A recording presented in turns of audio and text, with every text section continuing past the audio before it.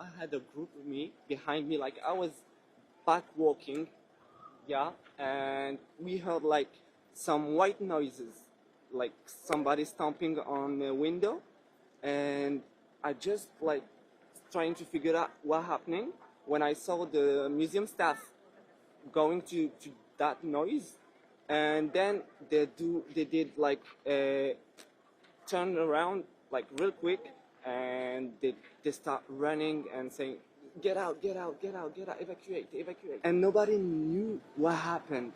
Like we heard the sounds and we didn't have no clue that it was a robbery.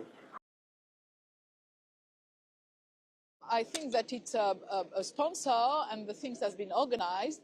The jewelry will be cut up or butchered and sold.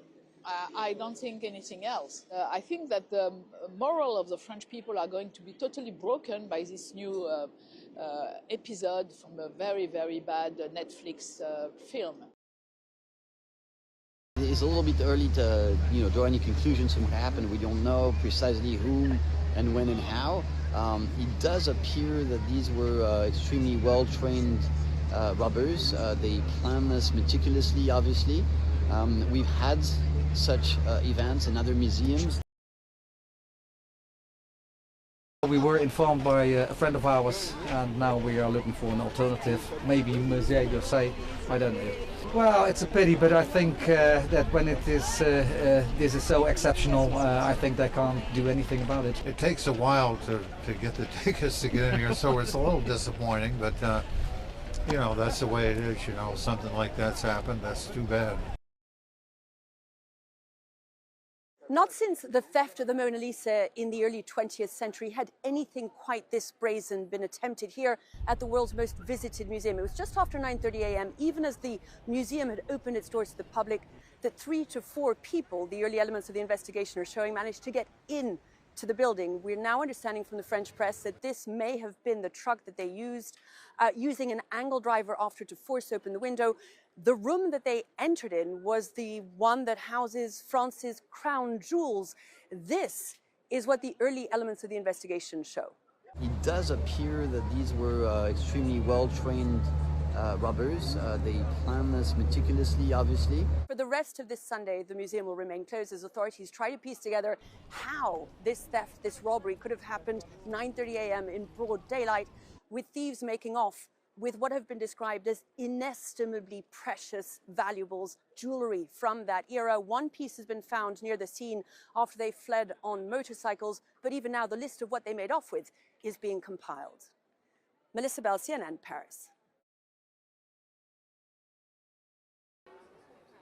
Hi, and welcome to our live coverage from outside the Louvre Museum here in Paris, where again, this Monday, a lot of tourists disappointed to find the museum closed. There had been some confusion about whether or not, after what's been described by the French press as the heist of the century, it would open its doors or not. In the end, not at all. The entire museum remains closed. You can see there, just on the other side of the pyramid, that is the wing that was targeted by robbers at 9:30 a.m. Sunday morning, so more than 24 hours ago. They gained access to the building from the other side, alongside the Seine River. And what you can see on images that we've now obtained is the truck that they used, that involved a mechanical ladder that took the robbers up to that first story of the building, breaking a window whilst there were all of the tourists and the visitors in the museums looking around, gaining access, the entire operation over in 7 minutes. We're beginning to get also from some of our affiliates some of the images that were caught by people who are inside what's called the Apollo room at the time, that show some of these robbers wearing yellow vests, one of which was found by investigators on the scene after they'd fled. What happened is they got into the room, broke into several of the display cases, setting off a bunch of alarms. There was an altercation with a couple of security guards. Then they made their way out, back through that same window, back down onto the streets, then following that road that follows that quay of the Seine River to get away on scooters. What they made away with are 8 pieces of France's crown jewels. They involve things like brooches, tiaras, necklaces, earrings, all belonging to the 19th century queens of France. Among the pieces missing, some of the pieces of jewelry of the Empress Eugenie, who was the wife of Napoleon III. Several of those pieces are missing. One piece that had belonged to her was found as the burglars made their getaway. It must have been dropped. This is the crown of Princess Eugenie, slightly damaged, but at least retrieved. The big question now, where both the robbers are and the 8 pieces of missing jewelry. What investigators are telling us is that these were very well organized criminals. They'd planned this operation in great detail.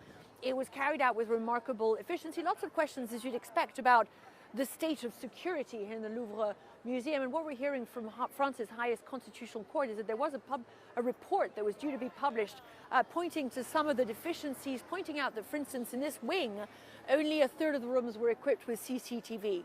So a lot of talk in the French press about security lapses, why this museum, the most visited in the world, that houses so many of France's most priceless treasures, could have been so badly kept. As you can see, a lot of media out here today following this story, even as the manhunt continues for these robbers. Essentially, French investigators are looking at a couple of theories. We understand, we've been hearing from the Paris prosecutor who was speaking last night about this. One is that these very well organized criminals were working on commission, that someone had targeted specifically these parts of France's crown jewels to give them, for instance, to a private collection. Another theory they're working on is that this was, again, a well-organized operation, but that this time the thieves are planning to make away with the jewelry, melt them down in order to sell some of the precious stones that were involved. We're talking about here thousands of diamonds, we're talking about emeralds, very precious jewels, the gemstones in themselves, but then, of course, the gold in which they had been held in these pieces of jewelry. So that is the worst case scenario for French authorities, because there is the market value of the gems themselves, but of course what counts is the historical value of the fact that these were the crown jewels worn at the time by these 19th century queens. What French investigators say is that the first 48 hours are crucial, because that is when they say burglars are at their most vulnerable. But it has been well more than 24 hours now, no sign of any of these burglars, no answers yet to the question of who might have been behind this operation, just a better sense now of what it is they managed to take, but still a great deal of shock that they managed to make their way into what should have been one of the most guarded buildings in the French capital, that they did so in broad daylight, that they used such rudimentary tools, that they managed to get in full visiting hours when the gallery was packed with people, to get in and to get out and make their getaway on the scooters. That, of course, is the subject of a lot of questions. Already the political class is getting involved, looking at those security lapses, blaming the government, but really all eyes now on whether this manhunt will conclude in the finding of these robbers and their jewels. President Macron has vowed that it will. He said the jewels will be recovered and the perpetrators will be brought to justice.